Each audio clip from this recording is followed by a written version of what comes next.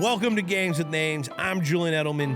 Kyler's over there. Jack's on Riverside. And we're on a search to find the greatest game of all time. And on today's episode, we are covering the Rumble in Chi-Town from 1989 between Ric Flair and Ricky Steamboat with 21-time world champion, Rolex-wearing, WWE Hall of Famer, kiss-stealing, the nature boy, Ric Flair. Woo! And we're talking the craziest purchase he ever made. 300 pairs of alligator shoes from Bruce Friedman. Partying with Dennis Rodman. Dennis is out of his mind. Who would cheat on Madonna? Andre the Giant stories. He drank got 747 out of every bottle of vodka on the plane. And then we hit the old chill line in this week's Chill Zone presented by Coors Light. You gotta stick around to the very end. Let's go. Games with Names is a production of iHeartRadio. February 20th, 1989, UIC Pavilion, Chicago, Illinois. It's Ricky Steamboat versus Ric Flair. Style and profile, limousine riding, jet flying, kids stealing, wheeling, son of a gun, having a hard time holding these alligators down. This is wheeling and dealing in the Windy City. Woo!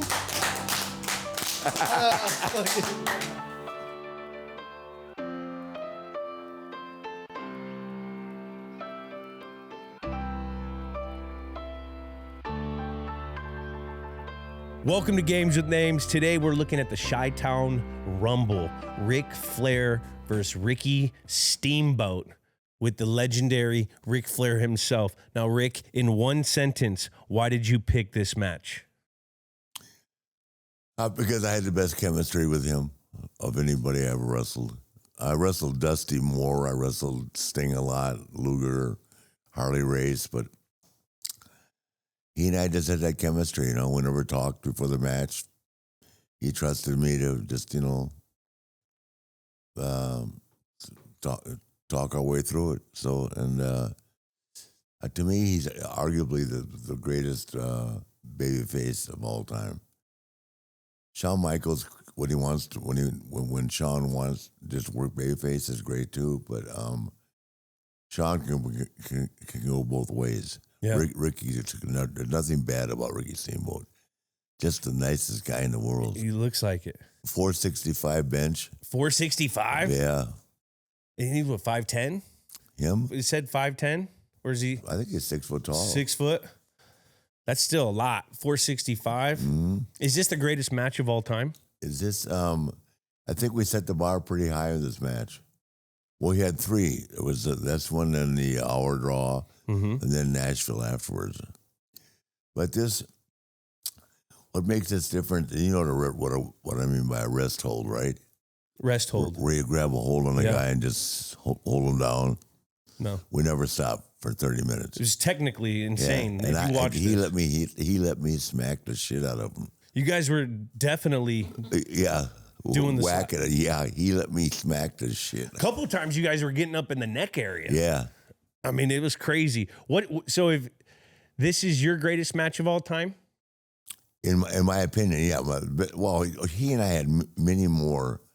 I had some really great ones with Barry Windham too, but I think we set the bar pretty high with this at that time. It was constant, and we'll get into it more. But we want to see what you're up to. What are you up to these days? I'm selling cannabis, which I smoked way too much of last night. And I've got an energy drink, and now I've dropped the line of liquor. What's the energy drink, man? Woo Energy. Woo Energy. Yeah. It's mushroom infused. Mushroom infused. What kind of mushrooms? Functional mushrooms. Nothing to make you paranoid or anything, but if you drink one in the morning, it'll just cruise through the day. It's great for brain functionality. Yeah. There's like crazy studies into all the mushrooms right now, especially for all the athletes that use their heads. Yeah. I've done some of that stuff, and I feel like it makes me cognitively like dialed. Yeah. Sometimes I can't compute my thoughts. Yeah. And sometimes I feel like when I take some of these mushroom supplements, I can compute my thoughts. Yeah. Yeah. It's the truth. There's some truth behind that. They're expensive, but the good ones keep you going all day long. You know what? It costs money to live long. Yeah. It costs money to live long. Let's talk about some of your sports fandom. Who are you a fan of? Sports, NFL, basketball, baseball. Are you watching sports these days? Oh, every day. I live on sports. Of course, I love LeBron. I know Michael, but I still think LeBron's better. Ooh.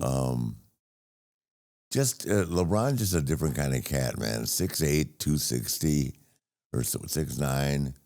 Michael was 6'6", 215.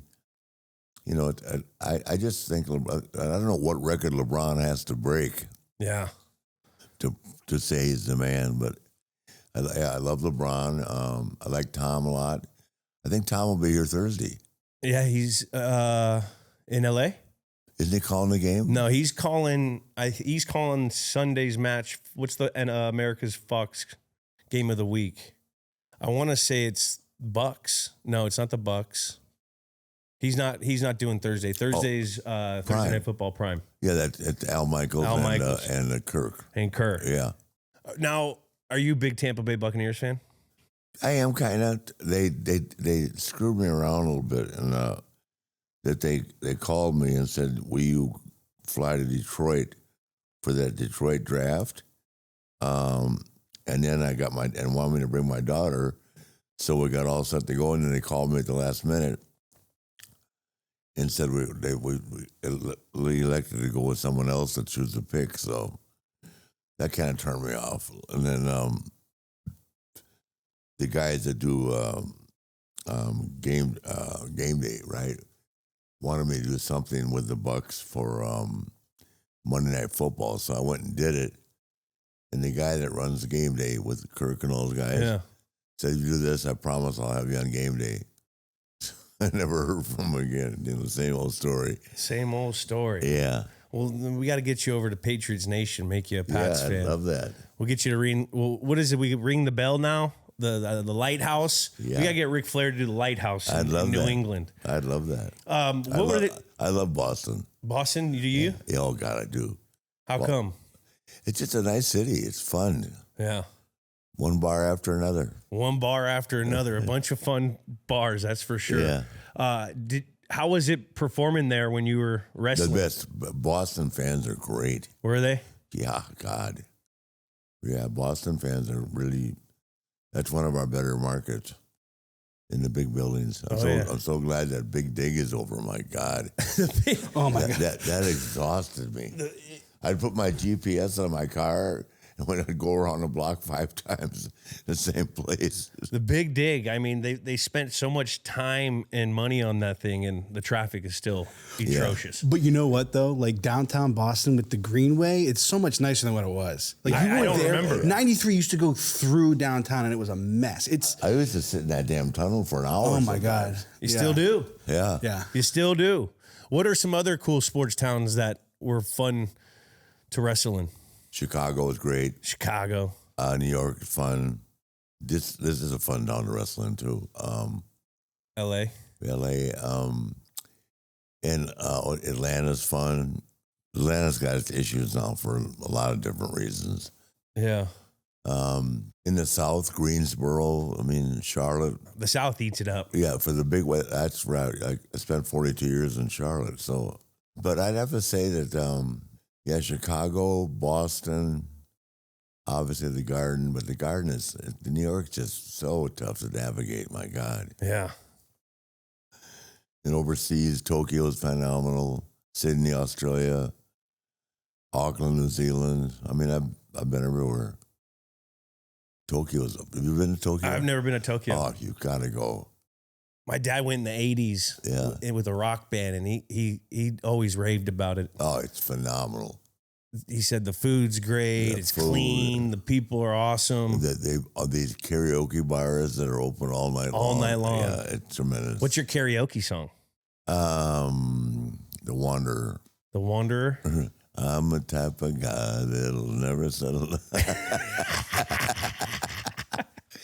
Seems to be the same story. Hey, baby, as long as we wander. Sometimes you just need to wander. That's right. So speaking of Charlotte, we had Ashley on a few months ago. Yeah. How cool is that to have your daughter wrestling and that's being? what I'm with right now. It's unreal. Yeah. Yeah, and she's the best. She's the best. Yeah, she's unreal. Do you now 5'11", a $155, corkscrew moonsault, level 9 gymnast. She could have gone to any school in the country if she would have agreed to play libero, but she wanted to be an outside hitter. Yeah. And at 5'11", that's not what it's about right now. So, but she ran a 5:13 mile when she was in the 9th grade. Wow. Yeah, and on 1 week's practice, because the diver at Providence High School got hurt, she won the state championship in diving. Wow. Yeah, She's a full-on athlete. Oh, my God, She was so cool. Do you see any of you in the ring when you're watching her? no, she's so much better than I was. Is she? Yes, in the ring, absolutely. She's just At corkscrew moonsault at 5'11" at a $155. You've seen it, right? Yeah. I have a little girl, and it's to see them progress is something they're working hard on. Yeah. I mean, it's the ultimate. It's like what I felt when I was at the high of my high. Yeah. How old is your daughter? She's only 8. Yeah. She's 8. Turning 9. Get her a personal trainer. So we got one. That's what I got for Ashley when she was about 5. She hated it. Dad, I'm not gonna go work out for 2 hours every day. Yes, you are. Look at her, and now she's the champ. Yeah. That's because that's awesome. I love that. She was so cool and she was so personable, and her story and the match we went over was just amazing. Which match was it? We went over the one with Becky Lynch. Yeah. The WrestleMania. Yeah.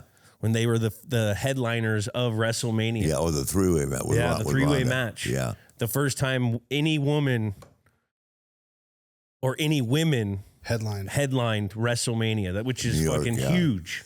Yeah, you know what the funny thing is? They went in the ring at 12:30 at night. Jeez. It's a long day, boy. Down to, when you were getting, did you have any late matches? What was the latest you would get in? Oh my God. In Ottawa one night, they argued all night long when I was wrestling Rick Martel. And the NWA rules were either I wrestle an hour or I go over, right? And so it wasn't Martel, it was a promotion. They didn't want me to beat Rick, so we went in the ring at 12 o'clock and wrestled for an hour. Jeez, 12 o'clock. Now, I used to hate night games because you anticipate the whole time. Yeah. All day. You're running through your mat. Especially you guys probably ripping it too before. Were you ripping before or ripping after?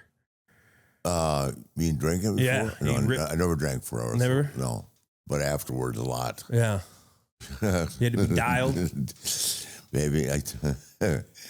I was up at 8 doing free squats and in bed at 6 to get up for an 8 o'clock flight. Jeez. And you did that for a long time. Yeah, my whole life. I'm still doing it. Let's go. And they had to call me 5 times to wake me up to come today. Kaylee was to text me 10 times. Let's go. Rick, you're late. The car's coming. Let's go. Hey, Ric Flair could be late. No. He's Ric fucking Flair. No. Now, are there any current wrestlers you watch right now that you wish you could have had a match with? I wish I could have wrestled Roman. Roman? Yeah, I really like Roman a lot. You know, he was captain at Georgia Tech. Yeah. Yeah, and the Tech is playing great now. I mean, this NIL makes anyone great. Yeah, now. yeah. It's college football is. I don't understand it yet. Yeah, either do I. It's basically. How can you pay a quarterback, an 18-year-old kid, $12 million, like the kid at Michigan, the quarterback? I know. It's. I'm happy that the guys are getting paid because I played college and it was a struggle, but it's just you got to see what the social study is going to be for the next 8 years to determine. Well, I always worry about the parents just saying, take the money because they're supporting their family, and then pretty soon the money's gone. if they can just stay mentally tough and realize that if they worry about their real second contract in the National Football League, every single one of those guys could be a half billionaire. Yep, exactly. They're going after the little nut. Yep. You know what I mean? They're going after the little nut. Yeah. If they could just have the discipline, which is very hard, as Rick said, because you got fucking parents now thinking they're agents. You got selling the kids off. Yeah. So you got to keep the main thing the main thing. Yeah, it drove me crazy. Lamar Jackson's mother is his agent. It worked out for him, though. Yeah, it worked out for him, but it's still just like... It's tough. They don't know what they're doing. They don't know how to negotiate like that. I mean, you don't just wake up and become an agent. But as long as he's happy. But well, they're struggling now. John and Jim are really good friends of mine. Yeah. And he was at this match, Jim Harbaugh. I was in the front row. Yeah. That's the first time I met him. Yeah. So you're close with them? Real close to Jim, yeah. How'd that happen? Well, when Jim was at Michigan, he invited me up. They had a deal where the year that they were what's the kid's name? Rashawn Gary, the defensive tackle for the Packers. Rashawn Gary, yeah. So he was like the heaviest recruited guy in the country. And Jim had me come up there. They had a deal with, it was me and Tom was there. Yeah. Derek Jeter, just a bunch of high profile athletes. I don't know how I figured into it, but and they knew that I didn't like Ohio State. Sorry, Kaylee. So I went up there and talked, and it was fabulous. And then that's literally the first time I met Tom. Yeah. And I never knew. I didn't want to walk up to him and go, "Hey, I don't." He actually came over to me and said, "I'm."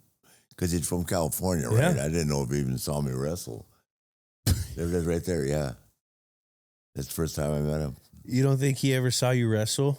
Well, I didn't know. I'm not going to walk. My wife was going, go stand at Tom Brady. I said, I don't do that. I don't walk up to people and go, hey, it's probably not the smartest thing sometimes, but I just don't. I get it. I get it. But, he came up to you. Yeah. And that had to be just very nice. Said, I'm a big fan. Tom Brady went, thank you.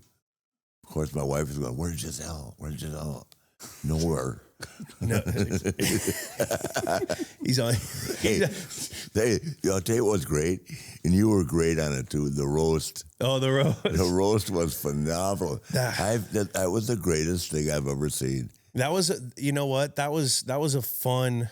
You were right. You were all over it. It was a little nerve-wracking because the climate of comedy. Yeah.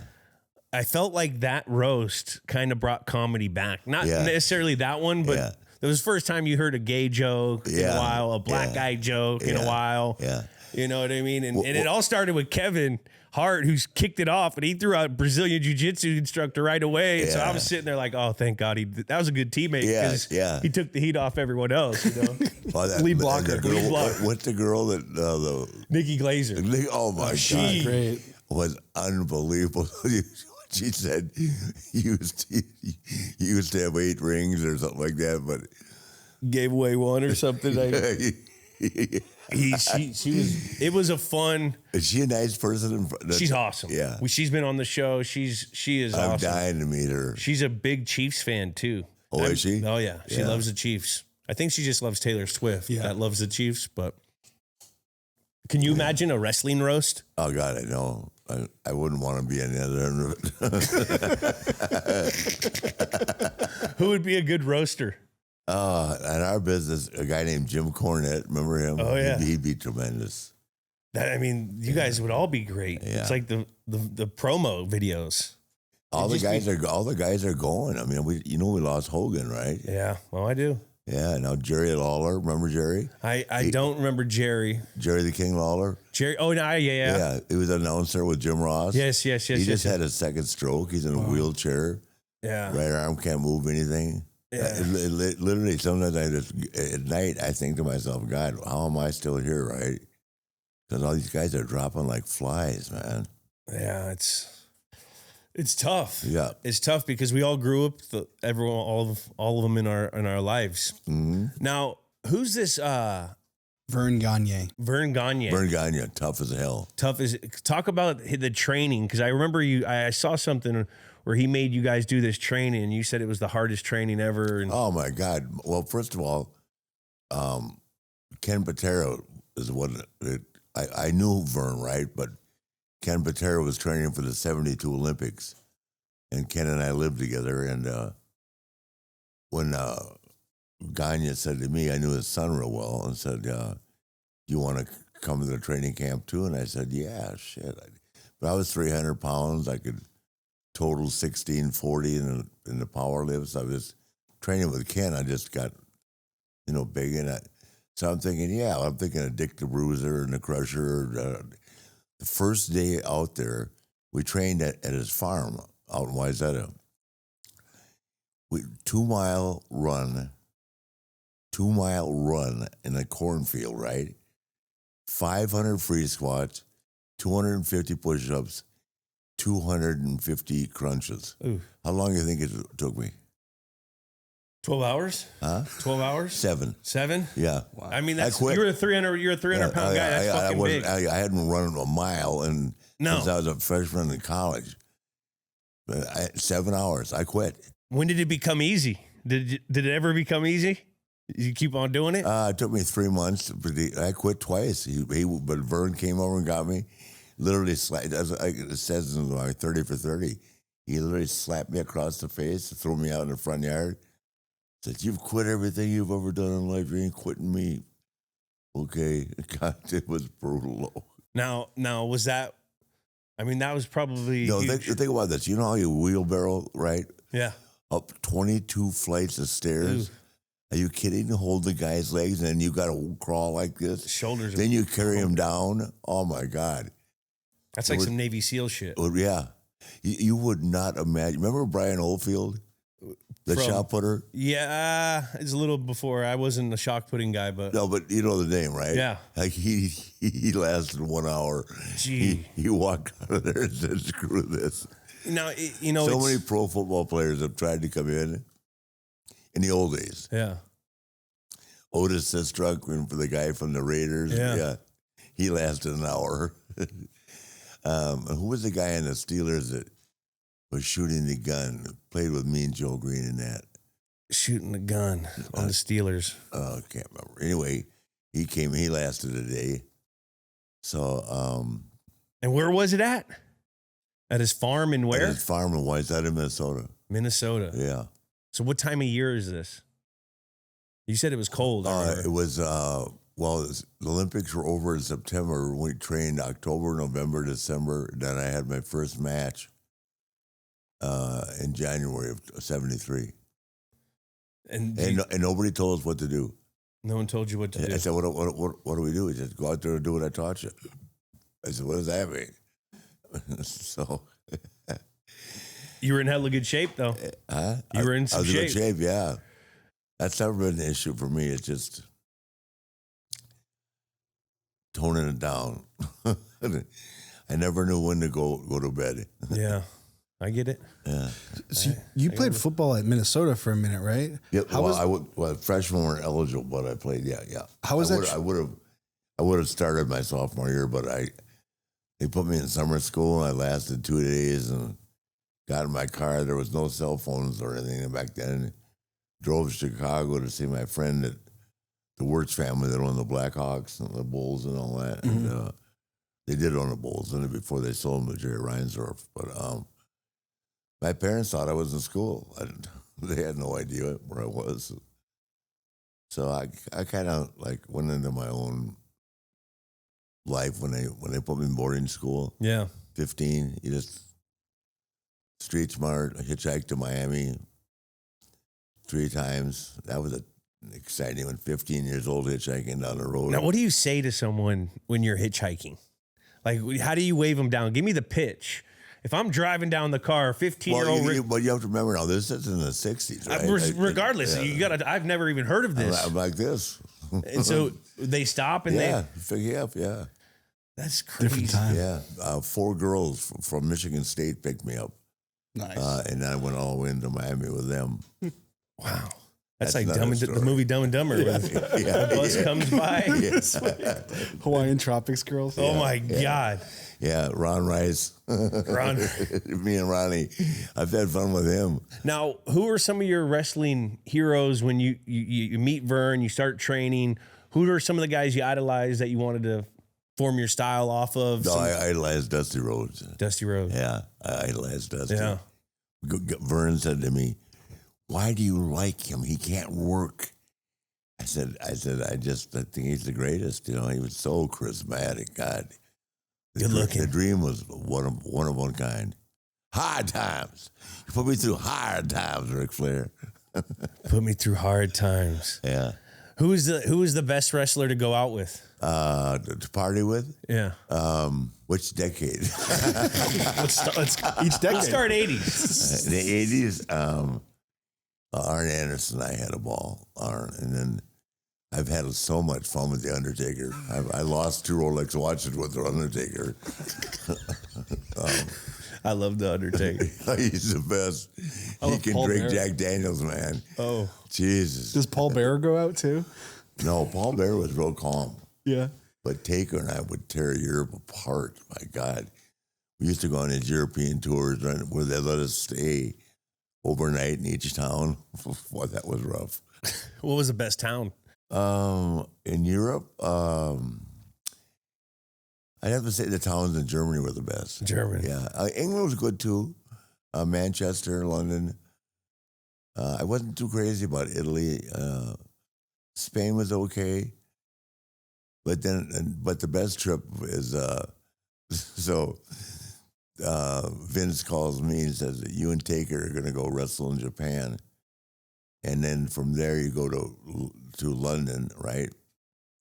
For something. And then, so Taker and I take off and go to Japan. He wrestles Kurt Angle. I can't remember who I wrestled. Then we fly to London, right? And then we flew home and we got so screwed up. So we apparently landed in Chicago, right? And he put my arms on the cleanup crew woke me up. He said, "Mr. Flair, you have to get off the plane." And I said, where are we? And he left me with my hands over like Undertaker. Yeah. He put you in the casket. Yeah. He put you in the casket. Yeah. Yeah, he and I have had some good times. The Undertaker. Now, you were the driver for Andre the Giant? Yeah. I drove Andre for a year when he was Jean Frere. Yeah. Yeah. Now, I took him to Chicago and all that. And I'd take him to see all the bars. It was tremendous. what would you drive him in? What And he sat in the back seat of my car. big guy? Oh, well, he wasn't as heavy then. When he first started, he was like, when I first met him, he was like probably 420, 430. But then, he eventually got to 560. Jesus. Yeah. Well, he could drink, boy. Yeah. So you've never seen anybody like that in your life. I've heard 100. 106 beers. I saw him do it. Is he the best drinker of all time? Unbelievable. He drank a goddamn 747 out of every bottle of vodka on the plane. I mean, other people are getting served too, but boss, more vodka. You don't have any more? He called it. Bring me something else. Was he even getting drunk, or was it just? No, are you kidding me? You talk about a guy that had no privacy in life. You can say about Michael Jordan or Muhammad Ali or Tiger, but Andre you couldn't miss him walking to the airport. And boy, if he saw you walking through the airport, boss, even before a match, he'd say, "Come, drink." Wait for 1 hour before the plane leaves. I go, "I don't want to really want to drink." You just agree. Yeah, you sure did. But now, what are you guys talking about in the car? Girls. Yeah. Nothing changed. Nothing changed. Now, Always our favorite subject. Or we were knocking our opponents, A or B. the opponents. Got to get them down. Yeah. Talking Oh my shit. gosh. Yeah. You would have loved him. I could only imagine. Because he's like a big old lineman. Yeah, the little Redskins made him a deal. I don't know what fell through with that, but What kind of deal is this? they were going They wanted him to play D tackle? Yeah. Wow. How do you think Andre the Giant would have been as a D tackle? At 425, horrifying. At 560, he could hardly move. His back was so bad. Yeah. But that was later in life. But at 425, Jesus, the guy could drop kick and everything. So he was pretty athletic too. Very athletic. He was a soccer player. Yeah. Head to toe, take us through a Ric Flair outfit back in the day. Head to toe. And I know you don't wear, you never wore the same outfit twice. Never. I saw that in all of your 300 pairs of alligator shoes from Bruce Friedman. You've ever heard of Friedman's? Oh, yeah. Yeah, Yeah, they're expensive. Yeah. They're expensive. 300 pair. Why the alligator? I don't know. I just like the jewelry and clothing. I met Bruce, and I just bought some stuff from Bruce. They have to be multimillionaires. Have you ever seen their store? No. It's just 3 stories Of just on Mitchell Street in Atlanta of shoes. yeah. And it's because of all the athletes would shop there, right? Yeah. The oversized stuff and all that. So they have just thousands. Yeah. What's And the most lavish purchase you ever made most lab of clothing? of anything? Probably the most. I bought an AMG S63 where they only made 160 of them. Oh wow. Then I paid $200,000 for that. But it'll go. It's got 1,000 horsepower. It'll run. Jeez, those things are fast. I drive it on Alligator Alley 200 miles an hour. Yeah, there's no cops, never. There's not even a chance of getting caught there. And Porsches will pull up with me and all. I mean, it's kind of like, it's not like it's predetermined, but you know you're going to run into a car that wants to run. Are you a car guy? I love cars, but I'm not like queer form like I used to be. Yeah. Are you like the international cars or the old school muscle No, cars? I just like the Mercedes. Mercedes? Yeah. High luxury, baby. Then I had a bunch of Corvettes when I was younger, but nothing like that car I have now. It's 4-wheel drive, 1,000 horsepower. Those things move. New technology is insane right now. Yeah. I put a chip on it. It'll go. Ric Flair's putting chips on the car. Yeah. Make it go get a little extra horsies out of it. Yeah. You gotta get maximum. One more chip to go, $28,000, but it'll be 1,200 horsepower. Jesus. You're 74 years old. You're ripping around 200 miles. 76. Yeah. And you're still ripping 200. Yeah. How about my 4-minute plank yesterday?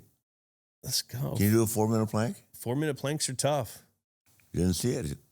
Huh? You didn't see my plank yesterday? I didn't see it. Let me see it. I want to watch all 4 minutes of it. How long do you think you can do a plank right now? I don't for? know. You just had surgery, to be fair. I just have you hurt your back, right? Or in the plane crash? Well, I broke my back in 3 places. I had my disc replaced with this new technology. I was going to talk to you about that off camera. It's insane. Hey, I need to show them out. Let me see this 4-minute plank.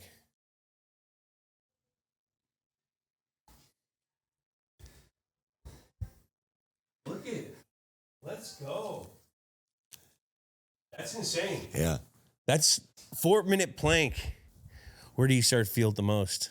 What injury comes up that you think of? I don't. It's funny. Is here I am with all those years of taking all those bumps. Yeah. I don't hurt anywhere. You don't? I'm not.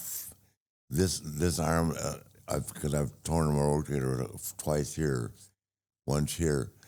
This arm is fine, but this one I can't bend it back, but it doesn't hurt. Yeah. That's the key. No pain. Yeah. No knees, no hips, nothing. It's a miracle. So I retired 4 years ago, and I was feeling crazy pain in my shoulder for like the last 5 years.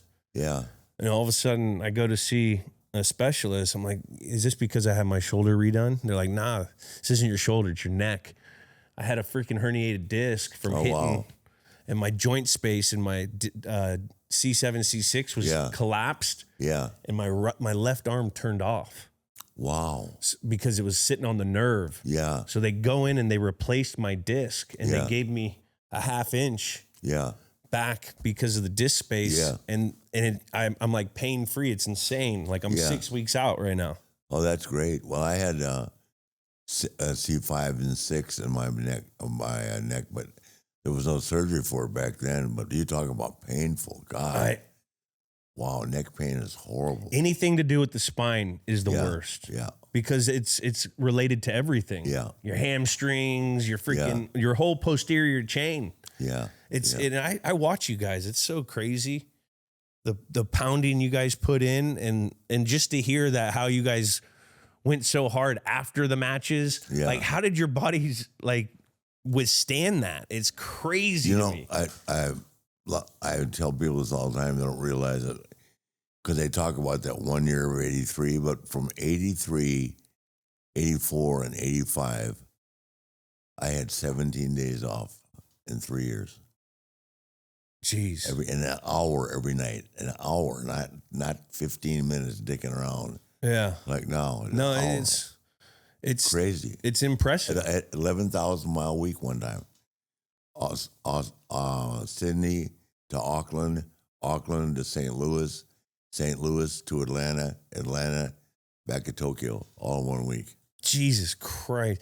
But you know what? You're the reason, you and your comrades that you guys were doing are the reason why that fucking WWE is what it is today. Yeah, but they don't see it like that. No. I know. How do we not have a union? Yeah, that's crazy. A multi-billion-dollar company, right? Yeah. No union. Well, it would take the wrestlers you have to unify. Yeah. But it's hard because nobody wants to do it because they'll just move on without you. They wanted me and Hogan to do it. Then Hulk called me and said, I'm not jumping out there because they'll just replace me. And that's why our union as the NFL is so weak. Yeah. We have a weak union because just like your highest paid stars aren't going to say, hey, they'll replace me. Yeah. They're not going to fight for the guys that are gnawing and scratching at the bottom. Yeah. Which is very similar to like when you're talking about policy with guys in the NFL locker. You got 10% of the locker rooms making crazy money, 15%. Then you got a middle class, and then you got guys that are not going to make the team. Yeah. And there's a lot of those guys. Yeah. But they're all voting. Yeah. So it's tough to get alliance with our union. Yeah.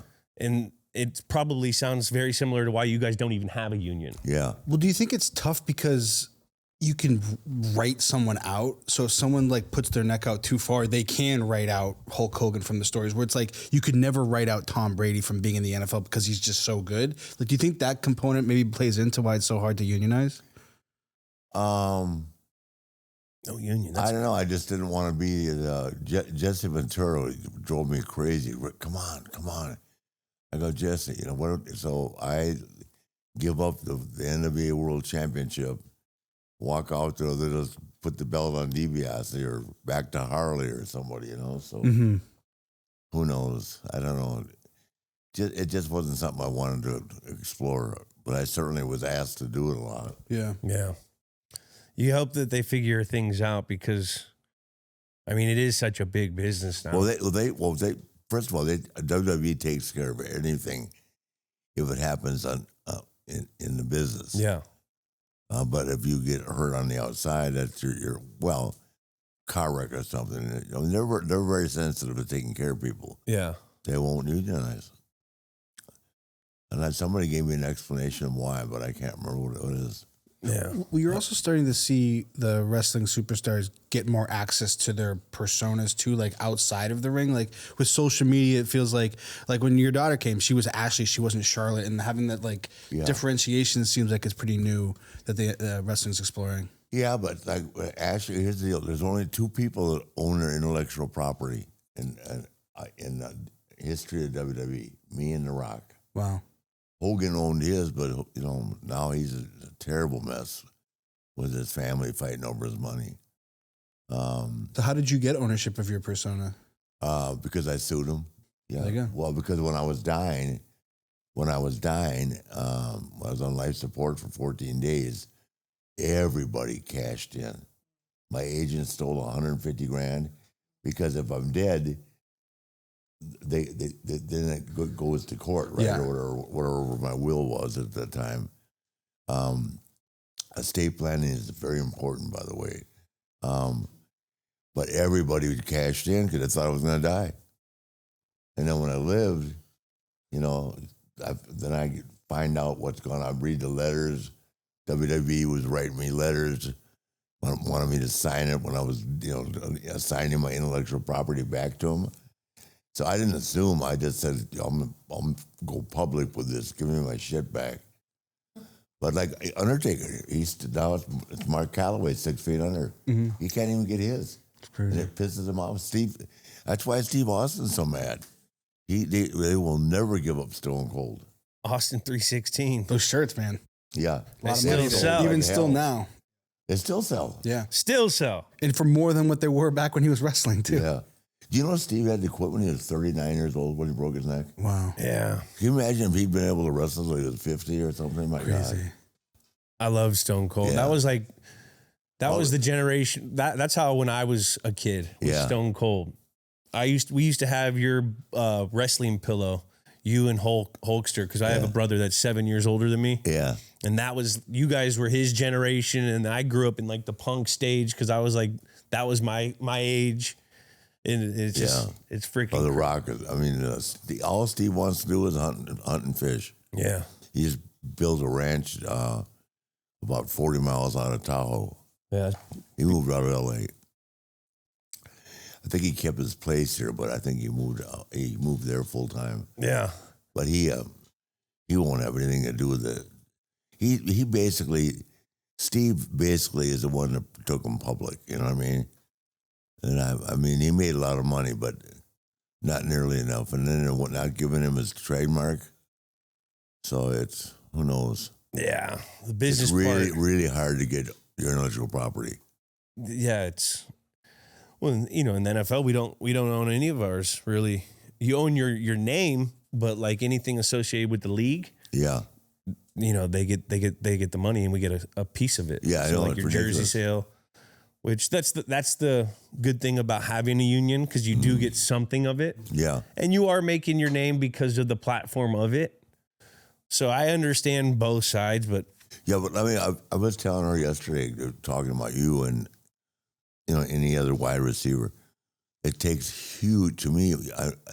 Tell me what it feels like to run across the middle, not knowing what it's like. It's who hit you the hardest? Cam Chancellor he hit me pretty hard. Brian Dawkins knocked me out pretty. Yeah. I saw a floater. The kid from the Phil Eagles. He was with Denver at that time. Yeah. Ed Reed lit me up one time. Ray Lewis knocked me out of a game. Yeah. Once he hit me so hard in my butt. Once he kneed me to the ground. Yeah. That I had my ass. I had a hematoma, internal bleeding in my butt, and my ass got I had J-Lo ass for like 2 weeks. It was bad. Yeah. But you know what? Going across the middle, it's changed in the middle of my career. It used to be a lot harder because they could hit you a lot harder. Yeah. Probably the last 6 years of my career, guys weren't going for the big hit as much. They were going for the interception because that's how they get paid. Yeah. They don't get paid by big hits. They get paid by numbers of getting interceptions. Yeah, but one big hit can change a guy's. But they're also getting penalties. Yeah. And they're getting fined for it now. Yeah. So it changed. Yeah. Early in my career, it was a no-fly zone. Yeah. And the one thing that I always would say is that you have a quarterback clock in your head, or at least I did. If you're going in a certain part of the field with a certain coverage, you can have an idea if there's going to be a guy hitting you. So you can kind of brace for it. Mm-hmm. I mean, you can't control it, but you can brace your body for it, which that's a lot of the times I would do. Now, if you fuck up and you run a man type route in zone where a guy is waiting for you and you continue on the run and you get blown up, that's your fault. Yeah. Because it is your fault, really? That's my fault because I should have, because of that zone, I should have stopped. There's so many little intricacies. Yeah. So you can avoid getting blown up to the best of your ability, but it is football. There's going to be something that happens. Oh, yeah. I can't imagine what it was like getting hit by Jack Tatum. Tatum. I mean, Ray Lewis was a monster out there. Yeah. He was scary because he was bigger, faster, stronger than everyone. And he also knew the playbook. Yeah. The guys that were in tuned with conceptually what the offense They was could doing. use him right now. Yeah, they I know Ray real well. They got the D lineman that's banged up, which is The nose tackle. yeah, their nose tackle, Yeah. which I mean they're getting ran through right now because of it. Which is so weird because I remember vividly when we would play against the Baltimore Ravens, we'd have a great run attack going into the game and we would throw it all out and say we have to pass to beat this team. Yeah. Because you can't run the ball against them. Yeah. And you know, I think they'll get back to it. It's the first quarter of the season. It's early, and they're a well-coached team. They'll get guys back. Oh, John's a great guy. Yeah, John, they're a tough team. It's just with these Ravens, you want to see them play better football in like the high pressured situation. Well, now Lamar's out for 3 weeks. I know the hammy. Yeah. You don't like seeing a hammy on a fast guy because those things nag. He's an incredible athlete, though. He is. Jeez. Who's some of your favorite football players to watch these days? Oh, my favorite, huge Aaron Rodgers fan. Yeah, And he's playing pretty good. he's playing real good. Yeah, he's still got an arm. Nobody gets it. He's got a cannon for an arm. He does. Even at his size, he can throw the ball a mile. He's honestly sneaky big. Yeah. If you see Aaron Rodgers in person, Yeah, I know Aaron. like if you shake his hands, he's got big ass hands. Yeah. And he's got long arms and he's like very leverage strong and Yeah. he uses his body super. I mean, he's one of the greatest throwers of all time. Oh, I think so, too. Him and Dan Marino. Dan? Yeah. I know Dan, yeah. But I think Dan Marino's in that same category Yeah. where those guys just arm wise, they could put the ball anywhere they want. Yeah. What's it like hanging out with Dan Marino? Actually, just a regular guy. I've done some golf tournaments with him and drank. He likes to drink. And who doesn't, right? The guys that are fun to hang out with are tougher than hell than the hockey players. Oh my God. And they can drink. Oh, God. Pints of beers. I used to be best friends with Bob Probert. Oh, hell Remember yeah. that name? Yeah, of course. You talk about a badass, brother. Bob is, he was psycho, man. He'd walk into a bar, man, and he had hands like cement blocks, brother. Yeah. He was as tough in the street as he was on the ice. And he was a killer on the ice. Did you ever watch a documentary? Yeah. Tough Guy? Yeah. Isn't that phenomenal? Those guys are different breeds. Yeah. The hockey guys. Yeah. Because I used to hang out with a lot of the Bruins. Yeah. When they were winning their Yeah, sure. championships in the 13 and stuff with Tuca and Sagan Yeah. and Luch. Those guys are fucking crazy. Yeah, they are.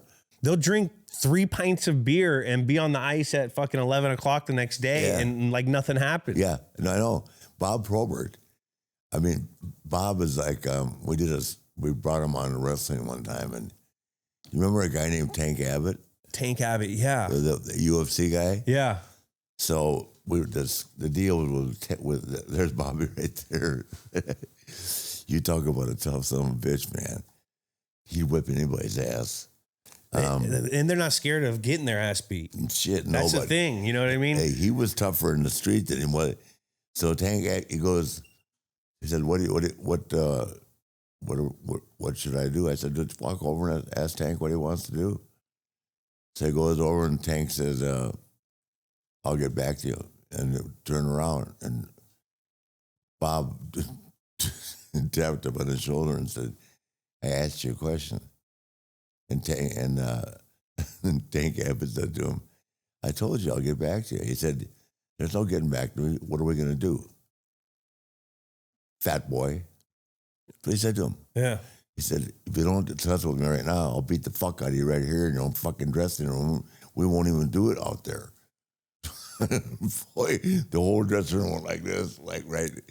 Tank Abbott was scared to death of him. Wow. Bob had those eyes, man. When those eyes lit up. And he's a tall guy. Yeah. 6'4", 230. That's aura. Yeah. When But you got a tall, like crazy looking dude, Yeah. and he's not like, but he looks like he could do some fucking damage. He could snort 3 grams of cocaine and drink 20 jacks, and he's still standing. It took 14 cops. He was bodyguarding at the end of his career, right? $25,000 a day. And he was in a Miami bodyguard and somebody in a club, and it took 14 cops to get him out of there. Jeez. But he'd be back up to the wall and said, come and get me. Bobby Probert. Built different. Any other hockey guys you're hanging with? I hang out with Pat Maroon now. Oh, wow, okay. Yeah. Pat's fun. And when his wife left him, I go out with her. She doesn't like me hanging around him. Can't imagine why. Who else do I hang out with hockey-wise? Oh, I hang out with Brett Hull once in a while. Oh, Brett's fun, man. He's a wild man. Now, you've met all these athletes. Oh, Ty Domi, hang out with Ty. Oh, Ty. I want Ty on the show so bad. I see Ty everywhere. Yeah, he just FaceTimed me yesterday. Yeah. Oh, wow. Now, you've hung out with so many celebrities, athlete, whatever it is. What was like the first I made it moment when you were early in your career after someone you met, or what was your first, like, I've put in this work to become Ric Flair. I'm Ric Flair now. What was that I made it moment? I think after I won the title for the second time at Flair for the Gold Starcade, when first time I won the title, I thought I was ready to wrestle. God, you take off and you're wrestling guys that have no idea. All I'd been around was guys that could work. Yeah. Now you're traveling around the country wrestling guys that can't work, and for an hour. So I wasn't prepared. I didn't. But by the time I got around to number 2, I was ready to go. But I mean, like some of the cooler things, I idolized Joe Namath. So when I used to hang around with Joe a little bit, and Jim Kelly. Is that where the jackets and like the is that where the robes came from? Kinda. No, not really. The fur coats. I met him in a gym in Chicago, and but I mean, I idolized him growing up. Bachelor's 3. I mean, making the prediction. You think he got laid once in a while? Yeah, I mean, he was on Playgirl. This guy was on every goddamn. My grandma used to love Joe Namath. My grandma. I love him, man. I was supposed to go to a golf tournament with him the other day. I just talked to him on the phone, but he was the man. Broadway Joe. Yeah, Broadway Joe. You had that pantyhose commercial too. Remember that? He had that. So funny. Like my dad used to love. Everyone loved Broadway Joe. Yeah, like they just thought he was fucking cool. Yeah, he was way ahead of his time. When I read that he pounded 300 girls a senior in college, yeah. That's the numbers game, baby. We all like numbers. We all like numbers. We all like numbers. And that's why I've been married 4 times. Hey, maybe it's the next one, Rick. No, maybe it's the next one. That's my it's the journey, not the destination. It's kind of like Tom in Super Bowl rings. What's your favorite one? The next one. Yeah. The Tampa one. No one can be first, but anybody else could be. A lot of other people could be next. That's my motto. I love it. I love it. Sponsored by Roe. You know, football players are always ready, whether it's game time or other times. That's the idea behind Roe Sparks, a prescription treatment that's built to help you be your best when it counts the most. See if you qualify at row.co/sparks. Roe Sparks features a dual action formula that includes tadalafil. Basically, you're getting the good stuff. The best part, they dissolve under your tongue, so they hit your bloodstream faster and work sooner, in 15 minutes on average after the medication dissolves. Roe Sparks helps guys get harder with bigger, thicker erections and have more control in bed. That translates into more satisfaction for their partners. Plus, thanks to the dual action formula, you can now be ready for up to 36 hours. That's a whole weekend, my friend. Just complete an online visit with the healthcare provider to see if it's right for you. If prescribed, new sexual health patients get $15 off on your first order of Sparks on a recurring plan. Connect with the provider at row.co/GWN to find out if prescription Roe Sparks are right for you. Compounded drugs are permitted to be prescribed under federal law, but are not FDA approved and do not undergo FDA safety, effectiveness, or manufacturing review. For safety information, go to row.co/safety info. Hey, this is Julian Edelman. As a fellow dude, do you ever get that not so fresh feeling in your butt? That's because you're probably using the dry stuff to wipe. Wet, extra large, flushable dude wipes get what toilet paper leaves behind in your behind. You wouldn't clean the tail end of your truck with dry paper towels.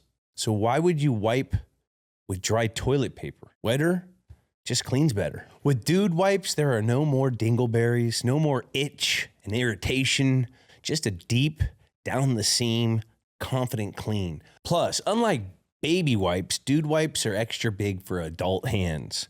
You're not a baby, so keep them on hand so you get nothing on your hands. And speaking of on hand, dude wipes come in different scents and pack sizes, including a single-use, on-the-go pack that you can take anywhere for that home field advantage. Stop being an a-hole to your b-hole. Drop the toilet paper. Available on Amazon and major retailers nationwide. Dude wipes, best clean, pants down. This is a segment we go back in time to where this match took place, and we go over the pop culture. This match took place around February 20th, 1989. Here are some things that were popping off. The Burbs was the #1 movie. The #1 song was Straight Up by Paula Abdul. Straight up now, tell me, do you want to have that? Yeah, I remember that one.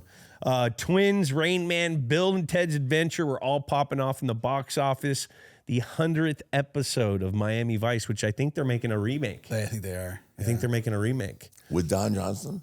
No, they're bringing in new guys. Version? Oh, okay. They're bringing in new. Were you a big Miami Vice guy? Oh, I loved it. I think Don Johnson's phenomenal. You ever get to see him out and about? No, never. I've met him, but I've never partied with him. Yeah. Niners were the Super Bowl champions. That was my team growing up. Boomer Esiason was the MVP. Notre Dame, Natty champions. Barry Sanders wins the Heisman. Jesus, Barry Sanders was outrageous. Unreal. He was one of my favorite players as a kid. Really low key too. Low key. I mean, that explains everything about him. He retired 5 years early, 6 years early. Jerry Jones is still offering him a contract. Yeah, you know what's funny? It's like Jim Brown. I still got to say he's the greatest of all time. Yeah. Jimmy Brown. I mean, he 7 years, 12,000 yards or something like that. I mean, and he was 6'3", 235 pounds. He reminds me of like when I saw Derrick Henry run over the Buffalo Bills on national TV. Did you see a few weeks ago? Derrick Henry from the Ravens? No, I've just watched him fumble the last 3 games. Yeah. Before that, he was tossing guys around, and I was like, that's what Jim Brown used to look like on the field. Jim Brown was insane. I got to meet him at the Hall of Fame. Yeah, he wanted to box Ali. You know, he was a really good athlete, Jim Brown. Lacrosse player. He was like track star. Yeah. He was everything at Syracuse, yeah. Kareem Abdul-Jabbar becomes the first NBA player to score 38,000 points. My dad always talks about the skyhook. I know Abdul. I know Kareem, rather. Yeah? How's he? Cool dude? Real nice. Yeah. I mean, never hung around him, but he was real nice. I'll tell you what was really cool is I met Wilt Chamberlain in Hawaii in 1973, and boy, that was talk about a cool dude, man. Talk about a numbers guy. Yeah. Wilt had it all, man. I mean, I walked into this bar in Honolulu, and there he was, tricked out. He was over there playing beach volleyball. You talk about an athlete. You know, he could bench press 400 pounds. He Still? ran 8'8". He could in his prime. Wow. Look at his. I didn't know that. He threw the shot put 58 feet. Wow. He's a track and field star at Kansas. Yeah. You look at his stuff. So I tell Stephen A. Smith, I said, you get up. But he said, no, got to give it to Bill Russell. Bill Russell was a half-day athlete that Wilt Chamberlain was. Wilt, shit, he did what he wanted to do. 1 year, he wanted to lead the league in assists. He led the league in assists. He wanted to lead the league in rebounds. He did. I mean, what more could a guy do? Well, you got to beat the Celtics, though. Yeah. No, I know. You got to beat the Celtics. He struggled with that. Yeah. He struggled with that. We struggled with Russell. Yeah. I know. What was Ric Flair like in 1989? Out of his mind. Out of his mind? I didn't go to bed tonight for that match. In Chicago, who goes to bed, right? Yeah. What were you doing? Huh? What was going on? Rush Street. Rush Street. When it was fun. Yeah. So 89 was a fun year. Yeah, I was running around with what's his name's sister. It's a hockey player's name. Chelios' Chris sister. Chelios? Yeah. Yeah, He's a bar beauty. there. Yeah. Chelios is a beauty. Yeah, she's beautiful. His sister. Wow. Don't tell him I said that. I won't. Chris, never mind. Apologize. Now, I said running around just drinking. Yeah, I mean, you got to. Yeah. You got to. I heard a story that Chelios was a legend of going out the night before and then being at the arena the next morning at like 4 a.m., riding a stationary bike in the sauna to sweat it all out. Well, you know who what that was too? That was Dennis Rodman. Yeah. Dennis Rodman rode that goddamn stationary bike for an hour after each game. You talk about wild. Now, this guy is fun to be out with, man. Did you go out with Robin at all? Oh, me and Robin are best friends. I just saw him at Hulk's funeral. Dennis is out of his fucking mind. Who would cheat on Madonna? I said to him, how do you cheat on Madonna? Well, you talk funny. And he's obsessed with, what's her name? Carmen Electra? Yeah, Carmen. She still has a restraining order. Hey, man. The one that got away. Yeah. The one that got away. Yeah, but who cheats on Madonna? I said, Dennis, she's got $800 million. Yeah. Take one for the team, man. Just relax. Hey, gotta get those numbers up. Yeah. Now, you said you were friends with LT. This is when LT was popping off. Yeah. How LT was a fun guy to... Oh, my God. LT's The nuts, best. huh? Yeah, I was just telling a story the other day. He came to see me wrestle Sting at the Meadowlands, right? And then he used to have a club called LT's. Yeah. So we all went back to his place, and 4 o'clock in the morning, he drives off in his Jaguar, and he's lit, man. I'm in a SUV, a town car that a limousine, right? Yeah. So I'm Limo, driving, of course, driving limousine away. riding. He got to the game the next day, and they were playing the Bears.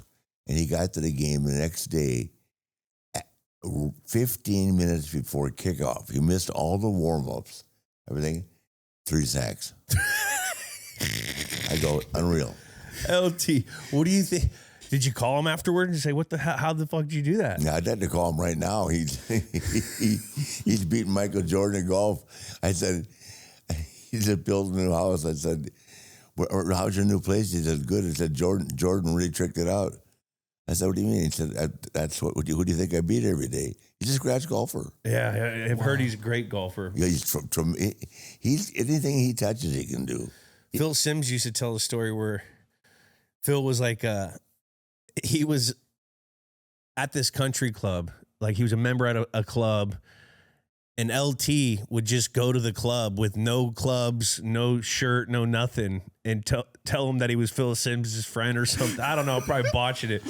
And Phil would call and say, yeah, just give him all my stuff. And he'd go in there and set records on fucking the golf course, hammered with girls. Yeah.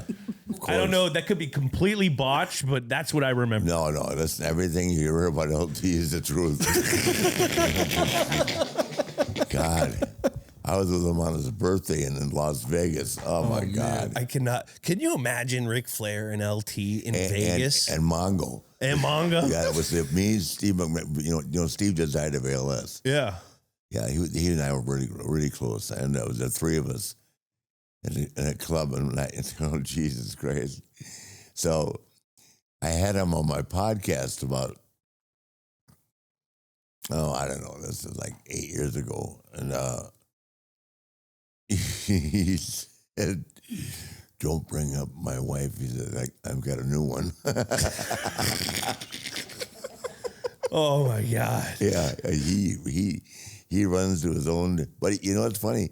He's sitting in that no smoking section. Did you watch that in the game the other day? It was smoking, right? Sitting there smoking a cigar. Yeah. In the no smoking section. I don't think you're allowed to smoke anywhere. Yeah. Now.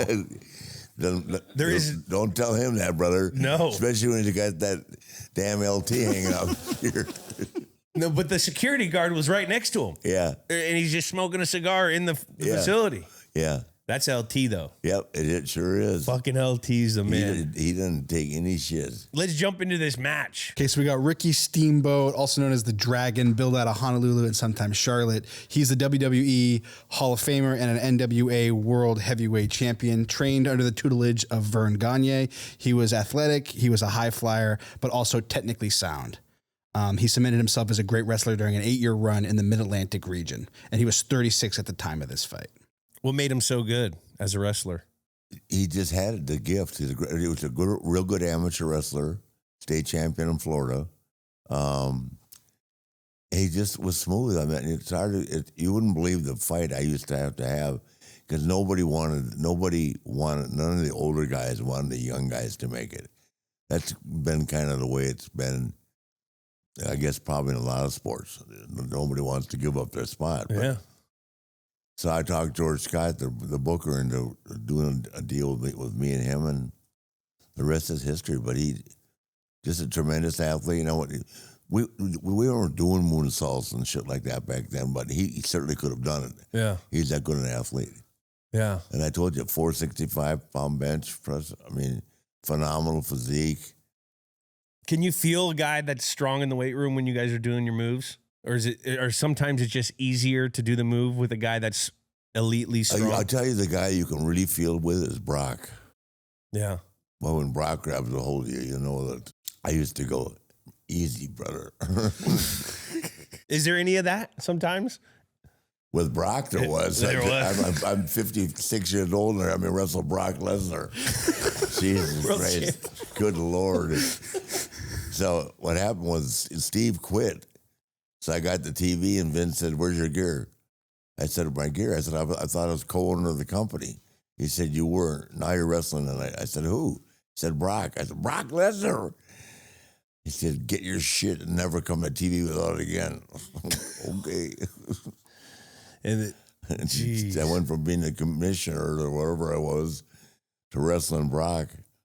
That's a tough day. Yeah, brother, he's a bad apple, man. Oh, yeah. Holy shit. I played with Steve Neal. Yeah. You know Steve Neal, the wrestler? Of course, yeah. Southern Cal. No, Bakersfield. Bakersfield, yeah. And he didn't play any college Steve football. Neal. Yeah. Yeah. And he beat Brock Lesnar in did? World Champions. Did he really? Yeah, he was our guard. Oh, he beat him in Amateurs. Yeah, well, he was older then. I think, but they wrestled in World Champions, and I think Steve beat him. That was his claim. Steve NCAAs maybe. NCAAs. Yeah. Maybe NCAAs. Well, he only won the NCAAs by 1 point. Who? I watched Kurt Angle take down Brock 3 times. Yeah. Nobody was as tough as Angle. Angle was good, huh? Oh, God damn. What an athlete. But, he was an undersized heavyweight in college, 230. Yeah. That's all he weighed. But wrestling guys like Sylvester Terkay and that, so all the guys, how that shit goes, that we're always, once in a while, the guys want to play around. So Brock had his gear on, and Kurt was barefoot. And he goes to Angle, he said, "You could never take me down." So, of course, the ring, we're loaded with the whole companies they're watching. But Kurt took him down 3 times in a row. Wow. Kurt was like a cat, man. He was so quick. Fast. Oh. Quick, strong. Yeah. Knew how to use his weight. So we got Ric Flair, also known as the Nature Boy. Woo. Billed out of Charlotte, North Carolina, 21-time world champion. 21, don't forget it. Yeah. WWE Hall of Fame double inductee. Double. One of the greatest to ever do it, known for the iconic 4-leg lock. Which never beat anybody. One of the goats of wrestling. I have one shit with that damn hold. My sister. Everybody could reverse it. Everyone, I saw it. You got reversed, and that's where you got pinned in this. Yeah. Now, There is one move that during this match. Take us through this match. What you remember of this match? But there's one move where we flip over the top together. No, Yeah. I think that was the one where he threw you into the, and you did like a crazy athletic fucking. I dove on top of him. Yeah. We went over the top. Yeah, together. Yeah. Now, did you choreograph that, or is that just came? I called everything in the ring with him. We never talked about anything, because for me, I had to hear the crowd. You know, the problem with it now is they rehearse everything so intensely that if you walk out the door and the crowd isn't liking what they're seeing, does that make sense? You never know till you hear the crowd.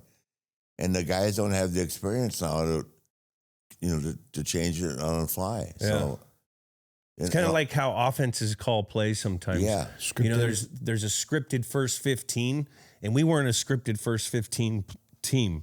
We would have like 5 plays that we knew we would call like the first drive, and then we would have counters to how the defense was playing us, and we would log that data, and then we would call the game off of that. Yeah. So like we're reading the defense, you're reading the fucking crowd. Yeah.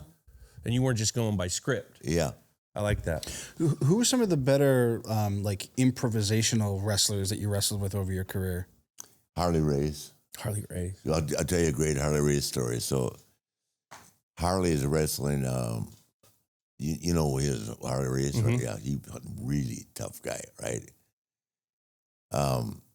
So we're in Greensboro, and he's wrestling Andre in a singles match, and you had to know Harley. So Harley, all of a sudden, he stands Andre up, straight up and down. Yeah. Vertical suplex. I mean, I'm watching this going, shit. I remember that. Right? Boom. And then he gets up, Andre, and he slams Andre. I mean, literally picks him up, not like Hogan slam with WrestleMania. No, he lifted him. I mean, he lifted him up and slammed him, right? And so you would have loved Harley Race. He'd have been great in the NFL locker room. He comes back and he's spoken. I go over to him and I go, "Did you ask Andre if you could do that?" Ask him what? I said, suplex, slam, kick out on 2. Why would I ask him? I told him.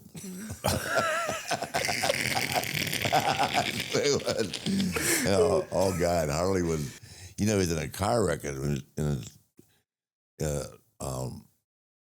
killed his first wife when he was 19 years old. And to save his arm, they put a metal plate on his left arm, right? From here to here, this thick, and all the way from here to save the arm. So, when Harley goes, nobody's looking for the left-handed. I have seen him destroy people. Because of the rod or whatever he has? Yeah, it's like big. Like the Gronk fucking elbow? Cannon, yeah. Gronk used to wear the elbow pad. Remember, Gronk wears that big-ass arm thing? Yeah. That was because he broke his arm, but then it became like a weapon. Yeah. No, so every bar we go to, I mean, Harley, he just wanted everybody to know he was a world champion. So we go into a bar like where Billy Bob's in Fort Worth. And I said, let's get some drinks. He said, I'm going to play pool. I said, God damn it, Harley, I know what you're going to do. He goes over to the pool table. There's 10 people playing, right? Takes a cue, chalks it up, and knocks all the quarters off the fucking table. There's like 8 quarters. And goes, I got the winner. Problem. One time he did it, the whole SMU football team, we had to fight our way out the door. God.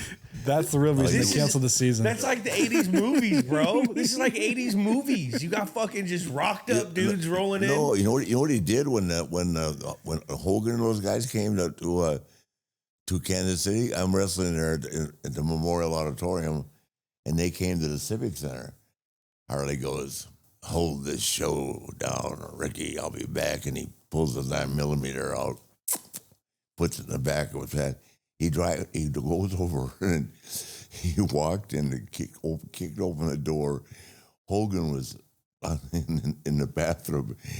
He put the gun in Hogan's face and said, what are you doing in my town? Hogan said, I'm just here. I mean, Vince said it. I didn't. I mean, Harley was a different kind of cat. Wow. He's like a real badass. Oh, real badass. If you got Harley as a name, you got to be fucking badass. Yeah. You know, hey, he couldn't. He left high school at 12. I mean, left school at 12. God, talk about street smarts. Yeah, you talk about tough. I've seen him pull, literally in a fight. I've seen him pull guys' hair out of their head like patches. Ooh, who's the best shit talker in the ring other than you? It would be me and who's a really good shit talker? Well, I thought Dusty Rhodes had the best interview of all time. There's a couple of us, but Dusty was always a good guy. It was hard for Dusty to be a bad guy. Yeah, you just couldn't help but like him, you know. And he was a creative genius. Now he's your inspiration, but you were kind of like almost a heel. Yeah, your whole career. Now, how does that work? I'm a terrible babyface. I'm so limited. Yeah, I just like being a heel. I'm much better being a heel than a babyface. How did you get this persona? I still don't understand it because you got like doctor parents. I don't know. Boarding school. I know.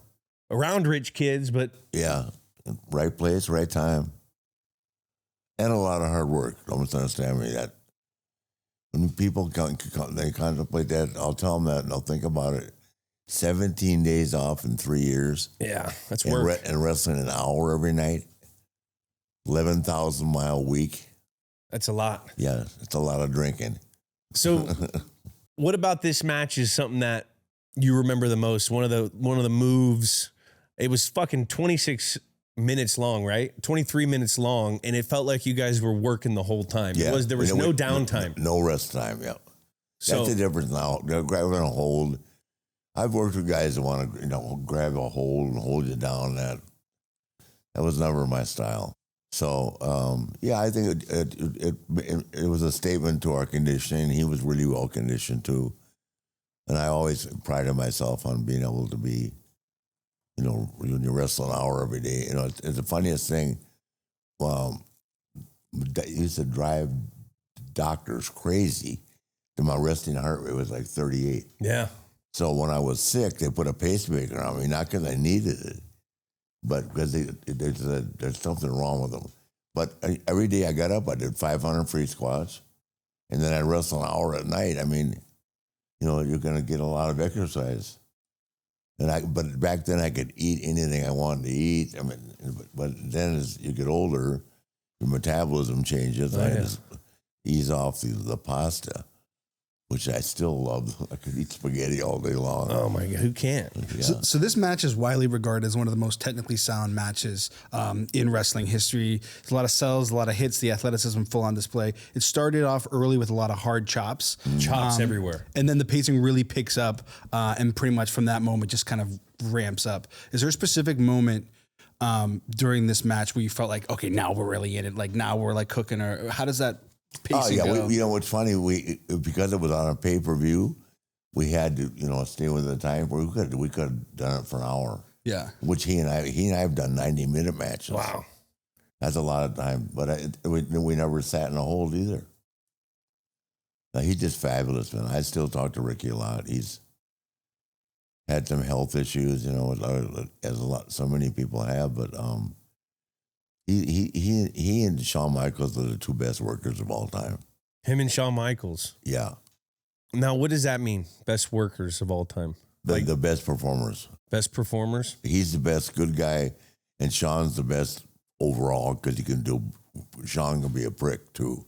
He's a good heel, and he's a great babyface. It's being able to sell and convince people that you're hurt, you know what I mean? Where they really start to feel for you, which is really hard to do now because it's so well known that it's choreographed, People don't realize that just because it's choreographed, it's still people. We got another guy with a broken neck now. Who broke his neck? I think Kevin Owens is done. Oh. Jesus. I mean, the guys, and then people call it fake. It's not fake, guys. Get in the ring, we'll show you how fake it is. That shit hurts. And it's a lot of wear and tear. So some of the big moments of this match is a big Steamboat clothesline into a flying chop, and then right into a flying tackle that takes out the ref too. And then you both had him traded. pinned. Yeah, you both traded pins, and then the second ref comes out of nowhere. Bald guy comes out there. So how does that get like pitched to you? Like, oh, we're gonna take out the ref, and then like how does that come about? That was my finish. I gave it to him. You gave it to him. Yeah. Yeah. You know, the thing of it is, you look back on some of the mistakes you made in your career, like when Sting beat me in Baltimore for the title, I should have just submitted it in the Scorpion. But back then, nobody wanted to submit. I mean, losing was one thing, but to submit in a hold, you know. But it would have made it better for him, and it wouldn't have affected my career at all. With him, he was just so good. I was so happy for him. He had a really tough ex-wife that was insane. Now you can quote me. She hates me, and I don't get along with her because she wanted to be Miss Elizabeth, and you know what I mean. Yeah. And he insisted bringing his kid bringing little Ricky to the ring and all that. I mean, you see, people, as much as you think people like that, the wrestling fans didn't like it at all. Yeah. They wanted Ricky Drang. The girls wanted Ricky Steamboat alone. The girls loved him. God, handsome, Hawaiian. Yeah. And he won. Was the NWA heavyweight champion after this match. Yep. Now, what's the aftermath of this? So Ricky Steamboat won the NWA World Championship title belt, and then this was the first you mentioned earlier of the epic trilogy. Yeah. You had the Clash of the Champions, which Steamboat won again, and then Wrestle War, which you recaptured the NWA heavyweight title. Yeah. And this set up the Flair versus Funk I Quit match. Yeah, God, that was brutal. He almost broke my neck. Terry Funk. And then in 1991, you would have your first stint in WWF before returning to WCW in 1993. Steamboat would retire in 94, and you both would be inducted into WWE Hall of Fame. Now, what was it like to go to the WWF? Oh, it was great. I had to get away. Remember this guy named Jim Hurd wanted me to cut my hair and call me Spartacus. It was a terrible. That's the first time I had self-confidence issues. So when I cut my hair and walked into the airport, nobody knew who I was. I went, God damn it. This is bullshit. I'm Ric Flair. He's got a haircut, okay? I still board the plane first, sucker. Then after, let's get into grading this match. Well, hold on. When did you realize that this match was an all-time classic? Well, the thing of it is, Steamboat and I had so many more before that were probably even better. Mm-hmm. So I didn't think of it as being a classic, but over the years it just keeps coming around and around and around, and I just think the thing that made it so much different than now is that the rules are different, and everybody's they practice so long. And, some guys don't like getting hit. I hit Steamboat as hard as I could hit him. And he never flinched. And he hit me back. But, it was just a great chemistry of two guys. There's the greatest worker of all time right there, Sean. Well, I want to talk about... We had Sean on. He's awesome. He's tremendous. He's a cool dude. Yeah, he is. He's fucking cool.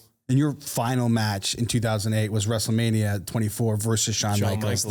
I'm sorry, I love you. Yeah. How did that come to be the I'm sorry, I love you straight to the kick, the sweet chin music? Well, Sean and I were always good friends, so Sean, it's funny. It's a great story. Sean found religion, right? And everybody finds it for a different reason, right? So we used to ride the buses over in Europe after the shows, right? So Cena's in the back, and Cena had one of those where you play the music on it. iPod. Yeah, the iPod with the music, and they're all back there drinking beer and all that. And so Sean says to me,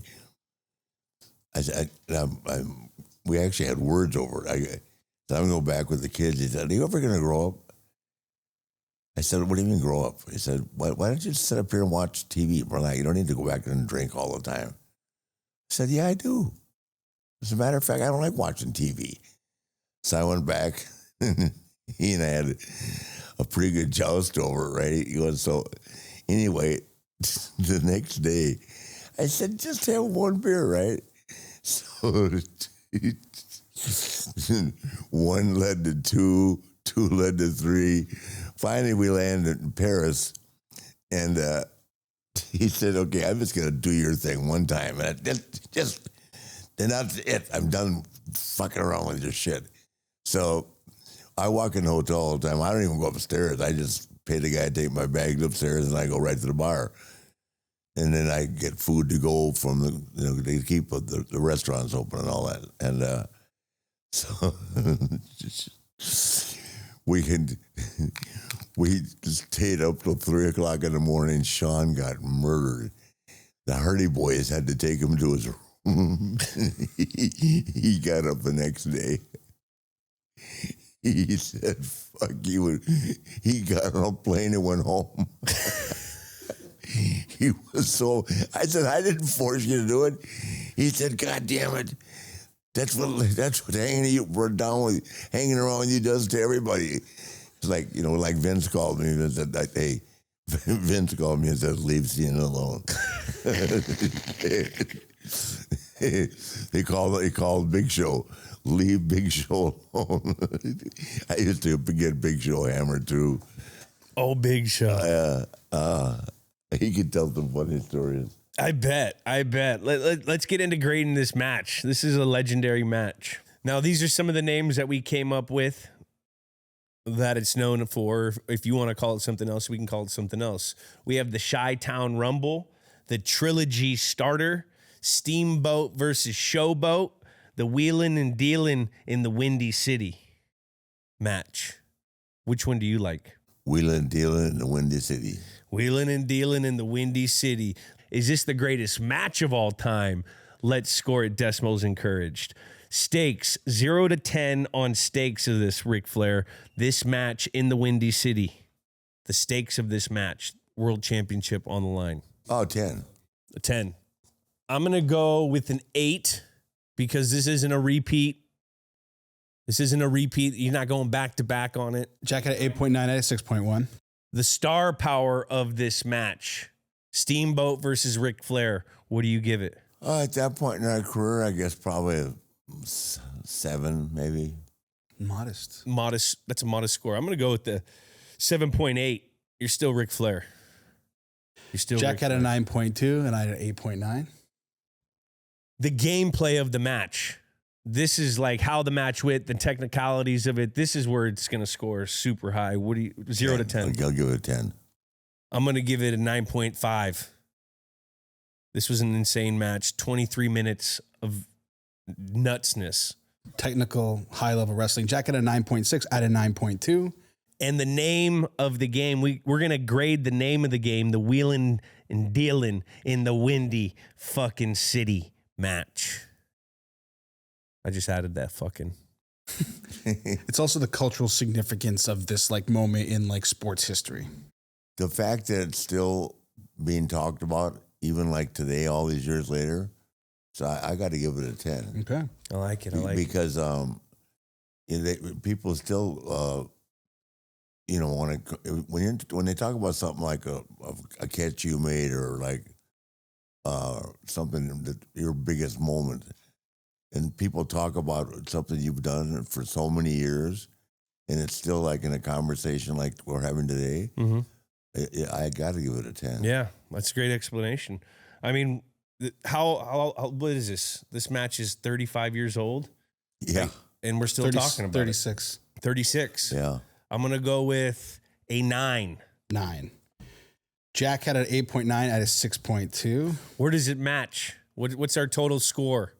And let's see where it goes on the list of games and matches that we've done. It's an 8.64. That's high. That is high. That's going to put us at our new 18th overall, just ahead of the Statue of Liberty game, 2007 Fiesta Bowl, Boise State versus Oklahoma. Remember that? And just behind Super Bowl 38, Carolina versus New England right here. Remember when the guy did the Statue of Liberty play Oh, yeah. in Boise, and it was AP was playing on, and freaking the guy ends up marrying his little cheerleader Ian girlfriend Johnson. afterwards. That's the one with the field is the Blue. the blue field. Yeah. Yeah. So we're at number 18. Where's some of the other wrestling matches we got here? We have the I Quit match. We got 25 Becky Two Belts. She did WrestleMania 35. That was the match we did with the 3 people with Charlotte Flair. Yeah. And then we also did the I Quit match. What was that? Mankind versus Stone Cold. No, the I Quit was me and Terry Funk. We did another I Quit with Mankind in the Royal Rumble 1999. I just saw him this weekend. We did the Iron Man match too, WrestleMania 12 with Shawn Michaels and Bret Hart. Yeah. Classic match. Yeah, for 2 guys that hated each other. Wow. Bret Hart and Shawn Michaels. Oh, God. They were kind of like polar opposites. Even to this day, Bret, he's running his mouth again now. You just don't know when. Sometimes there's not enough energy and not enough time in life to be hating people 20 years after the business. I mean, That's like 30. yeah. We're adding decades. Oh, he's writing all kinds of shit now again. He's on tour in England now, but blistering Triple H, blistering me, blistering Hogan, who's not even alive to defend himself. Yeah. I mean, hate's an energy burner. Yeah. That's what my dad says. He goes, it takes too much energy to hate. Yeah, even to be jealous, it takes too much energy. Yeah. Before we go, did we miss anything on this match? No, not at all. I want to do a quick rapid fire. You give me a 1-word association to the names I give you. Okay. 1 word. Macho Man Randy Savage. Good wrestler. Stone Cold. The greatest, the biggest star in the history of the WWE. Wow. Hulk Hogan. Second biggest star in the history of WWE. The Rock. The most charismatic man in the history of our business. Charlotte Flair. The greatest wrestler in the company currently. John Cena. Phenomenal guy, phenomenal person. Can't say enough good about John. And rightfully so, he worked hard to become a 17-time champion, and God bless him. I just hope that when he gets through this tour that he doesn't go back. You know, it's so hard when you've done this for so long, even though he's got a great career in Hollywood, so hard not to go back. Because what happens is you lose a player like that, and you start losing your key players. That's why they kept bringing back The Rock and Steve every year, because they're still more over than the current guys. It's hard to replace stars. It is. It's the truth. I mean, that Mark May is playing great, but he ain't Tom Brady. Yeah. Drake May? Yeah. Drake May, I'm sorry. Not yet. But he's playing good. He's still in his diapers. He's still here too. We got a lot of work to do. Yeah. And then the last one, Ric Flair. Wildest motherfucker that ever lived. That's Woo! That's what I said in my documentary. I love it. Thank you so much, motherfucker that ever bro. lived. It's an absolute pleasure to have you in the Nuthouse. This is such a freaking dream for me. You're such a huge part of my culture growing up. Everyone's culture in this room's growing up. Everyone go check out Ric Flair Drips Cannabis. Yeah. Ric Flair Drip Cannabis. Hey, why don't you and I go out tonight? Let's see what Hey, you got, whoa. Let's see what you got, kid. Let's see what I got. Let me see what I got. I gotta get back to you on that one. Hey, we gotta trade numbers at least. 1,000% we could do that. Everyone go check out Woo Energy, nice. RicFlairShop.com, Flair Spirits. Thank you so much, Rick. Thank you. God bless you, man. God bless you. Man. Ric Flair. The fuck? I got so off script just because he'd go into stories. You could probably film him for maybe 1,000 hours straight and still have just some stories. People just throughout. He had a story for everyone. Yeah. It was awesome. LT, Undertaker. Any person you name is like, oh yeah, Pope. Oh yeah, we partied one night. Pope goes hard. I mean, he was trying to get me to go out with him. Dude, how do you... Can't. club soda and lime. Like you don't have to have booze to go out. Yeah, right. Ask what's his name? Ask Shawn Michaels. John Cena. Or John Cena. Yeah, Burt Kreischer. Yeah, ask it. There's no shot. Although, I mean, even just being asked to go out with Ric Flair is an honor. Where would you go out with Ric Flair? He's 7. He's an animal. He's got that gene. Whatever that gene is, he's got the gene. Yeah. Awesome gene. How crazy of his life and career that we spent an hour and 20 minutes, 30 minutes talking to him, and we didn't even talk about him having a plane crash and getting struck by lightning. Well, I mean, everyone does. It's just like, that's like a footnote in his life. I'm convinced that you ever seen the movie with John Travolta? Yeah, Phenomenon. Yeah, where he gets struck by lightning and they can speak Spanish and Portuguese in one sentence. I prefer from the same era. I think that's why Ric Flair is able to live the way he lives. He was struck by lightning, and it just made him super. Do you ever see the same era John Travolta is an angel and it's called Michael? Yeah, it's like the same movie. Yeah, it's the same movie, like same time. Yeah, I liked it. I love those movies. I love Travolta. Yeah. But we got to chill out, man, after that. And it's time for the Chill Zone, brought to you by Coors Light. Get Coors Light delivered straight to your door. Visit CoorsLight.com/GWN and celebrate responsibly. We had to keep these things away. I know. Who we got going? It would have been an 8-hour episode. It wouldn't have been chill. It wouldn't have been chill. It would not have been chill. Well, let's hit the old hotline. Again, that number is 424-291-2290. Let's get into it. Here's our first. Let's hit the old hotline. Jules, this is Gabe from the Bay Area, California. I've got 2 questions for you, or a question and a request. First question, when you're back in the Bay Area, where is your go-to food spot or something that from your childhood you used to love going to get food at? Gotta know for that. And then, request, I think that for an episode, you guys need to get Madison Bumgarner on the podcast. And you guys need to talk about the 2014 World Series Game 7 at Kauffman Stadium, when he comes out of the bullpen to shut it down and give the Giants another World Series victory. All right. Thanks, man. Love the podcast, boys. Bumgarner, that dude's a monster. He's like country strong. Like, I think now I remember him, dude. He was a fucking monster. I would love to go over that game. We need to get We need more baseball. Huh? We need more baseball. We definitely need some more baseball. Yeah, we're trying to. Yeah. But we would love to get him on here to discuss that game, and especially those teams. I loved him. I loved big time Tim Lincecum, yeah. Matt Cain. I liked them all, man. We had Hunter Pence on. Oh, Brian Wilson. So Brian Wilson, what did I just see? That Charlie Sheen, did you hear about that? Charlie Sheen said that's winning. He was inspired off of Brian Wilson. Wow. That's winning or winning? Yeah, thing? winning. Yeah, everyone said that. That's from Brian Wilson. Wow. I saw that in something, maybe the documentary. But gotta go to, when I go back to the Bay, I have a few spots I like to hit. One, Chavez Meat Market.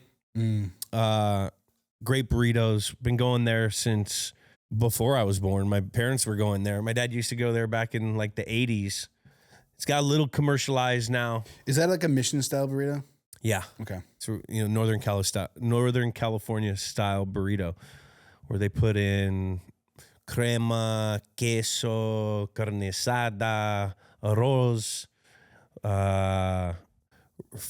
frijoles, pico de gallo. And the tortilla is like kind of like the main. The tortilla is really, it's a flour tortilla. They used to, they changed it at Chavez. They used to have this steam thing. They would put the whole thing in there and you'd hear it go tss, tss, and they would steam the tortilla. Now they have this thing where they put it on the flat thing. But I remember back in the day, it'd make the tortilla super, super chewy. I love that spot. So hitting that, I would hit Harry's Hofbrau. It's right over on El Camino. They got kind of like those open-faced turkey sandwich kind of spot. You go there and you tell the chef what you want, and they cut up your thing. I would always go with they had a hot dog. They would slice it, put it on like sourdough French roll, and then I'd get a bowl of au jus and I would dip it in there. Or I'd go with roast beef sandwich, and they had great stuffing and great turkey gravy. And then they always had crisp salad. You get a cold crisp salad, and I'd add beets, and then throw a lot of ranch on it, and then you cut it up, and your ranch would get all red. I loved that place. And then there used to be a place I used to like going to, but it's got new ownership. Different. That's the worst delis. thing. The delis I used to be a Woodside deli guy. It changed. It's a little different now. It's one of the saddest things when your favorite restaurant doesn't close down. Gets new ownership. It gets new ownership. It just becomes different. And it's like, it's worse. It's worse. Yeah. I'm not trying to shit on the new people. Yeah. But it's different. Yeah, it's just not what it used to be like a mom and pop shop. Old man Woodside Deli, this old Italian dude would be in there, and he had his daughters working, and he'd have the big ass cheese cutting it and going from this, you know what I mean? They don't have it no more. Yeah. They used to have a plethora of everything, like the little Italian deli stuff. I always loved the deli up north because of our sourdough rolls and Dutch crunch, and they always had good rolls. They started distributing the bread from somewhere else, I think. Yeah, that killed it. Yeah. Killed it. Yeah. But I would say those two places, I have to get a Chavez burrito and go to Harry's, and then find some kind of sandwich. Boat Inn, I like Boat Inn because they have good sourdough. You get the turkey avocado with Havarti. But yeah, those are my spots. Sourdough, bread, and I like the Mexican up north better too. The burritos are better. I like our burritos in San Francisco for sure. Even though that's like an American thing, but yeah. We don't want to get in that argument. All right, next question. Jules, Jackie, Kyler, Eric from Detroit. I was wondering if you could show some love to the 2004 Detroit Pistons. Maybe do a game that they beat the Los Angeles Lakers in the 5-game sweep of the NBA Finals. The best 5 alive. Starting lineup. Chauncey Billups, Rip Hamilton, Tayshaun Prince, Rasheed Wallace, Ben Wallace. No superstars. I think this team deserves a little love on the games with names. 1,000%. I agree. I met Rip Hamilton at a concert with Gronk. He's a UConn guy. Him and Brady were boys back in the day because they were UConn. They were thriving at Detroit in 04. And Tom, I guess he was telling me something like that. He was a Patriots fan because of that. Yeah. You know, so Rip, we got to get Rip on to discuss those teams. I used to love those. The Wallace Bros. Those teams were just dirty, nasty. Tayshaun Prince, he'd always have a shot from the corner. I love Rip Hamilton when he wore the fucking mask. Oh, I asked, that's the first thing I asked him when I met him. I'm like, what's up with the mask, man? He's like, yeah, but, became my thing. But he had the mask with the headband over it. Yeah. No one ever done that yet. This is not Mouse in the Palace. This is Mouse in the Palace. Oh, this is Mouse in the Palace here. Yeah. Mouse in the Palace was November 19, 2004. So they fought? Yeah. Maybe it's the season after, but it's this era of Pistons. No, we got to hit this team. Yeah, that'd be great. I love this team. Yeah, that's a fun team. And I love Rick. I love Ben Wallace. I love Rasheed Wallace. I love that whole starting 5. Chauncey. And they were fucking good. They switched back to the old school, like the red, white, and blue like uniforms versus that like weird like teal fucking horse thing. Detroit teams are just always tough. It's good to see that the Lions are back in that market. They look like a tough team right now. Dominating teams. Bullying teams with the run game. Hey, Jules. My name's Logan from West Virginia, and I'm a big Macho Man Randy Savage fan. And I was just curious, in all your years in New England, who were some of the team pukesters? Love the show. Thanks. Pukesters? I don't know. You pukester. Pukester. There's a few. That's a great question. There were a few pukesters. We're going to start asking all the wrestling people, who's the biggest pukester? That's it. We should have had that before this. I know. Fuck. What the fuck, Logan? Rick was dialed. And he's dialed in all the football too right now. Dude, when he started doing like, I'm sure, who knows when it's coming out. When he started doing the like jet riding limousine, like that thing. He was like a great white shark attacking. His eyes rolled back into his head, and he just was on autopilot, and he was just fucking cooking. Hey, Games with Names, how's it going? Fenway calling from Weston, Massachusetts. Big fan of the show. Thank you guys for an awesome show. I'm thinking of old school Red Sox, like 75, old school Red Sox-Yankees rivalry, maybe like Carlton Fisk, Jim Rice, Dwight Evans, Fred Lynn, Spaceball, Bill Lee. I think there's some really great stories there. Again, thank you guys for a great show. Jules, thank you for so many awesome football memories. Keep up the great work, guys. Have a good day. Definitely, we got to get some of those old Sox games. We need baseball. I'm working on it. There's names in there that I've been talking to try to get them on because we definitely need more from this era. I mean, Carlton Fisk, come on. Yeah, I know. Fuck. Freaking, those are some lonely days, though, back then. Yeah. The curse was still Peak in curse. full Yeah. effect. I would say peak curse is probably 1986. Yeah. With Buckner. I think that's peak curse. That was peak. Yeah. But I mean, it's another 18 years until they won it. So, yeah, absolutely. We love that. Thanks for the call. Great call. Hearing a call like that makes me feel all warm and fuzzy about being home. Yeah, me too. Okay. Let's do two more here. Hey guys, it's Megan as always. I have a question for you and I need advice. So one of my friends is actually doing poorly in our fantasy league and she feels a little bit down. Is there any advice you can give for her despite being in last place? Please let me know. Thanks guys. Yes, I know exactly what you can do, Megan. This is what you do. You give her how much you guys put in, you have her trade all her best players to your team. And then you guys have a joint team. Are you promoting collusion right now? Well, no.